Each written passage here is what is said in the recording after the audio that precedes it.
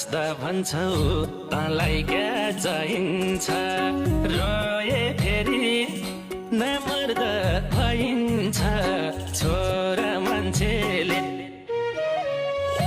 आँसु झर्न हुन्न रे छोरा मान्छेले रुन नि नपाइने हो र मान्छेले